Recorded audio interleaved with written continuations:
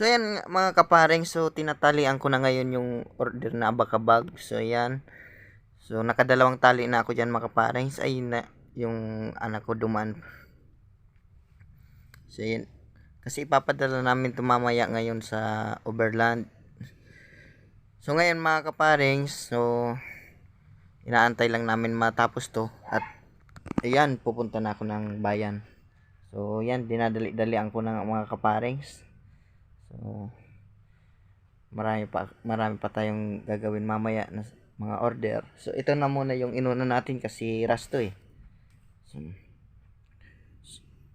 yan tinalian ko na nga mga kaparing. So yan napaka hindi lang masyadong mahigpit yan.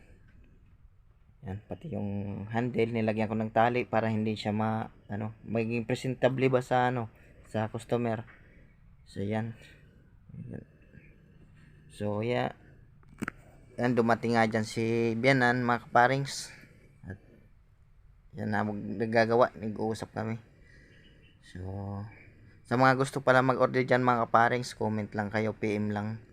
So ito pala yung bag na to, ilalagyan to mga kaparings ng ng sabon.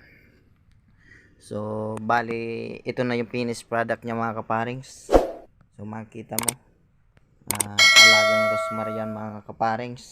So PM lang sa mga gusto mag-order at magpa-reserve at mayroon pa yung kasamang preview. So yan makikita nyo, hindi na logi dyan mga kaparings. So yan, order na.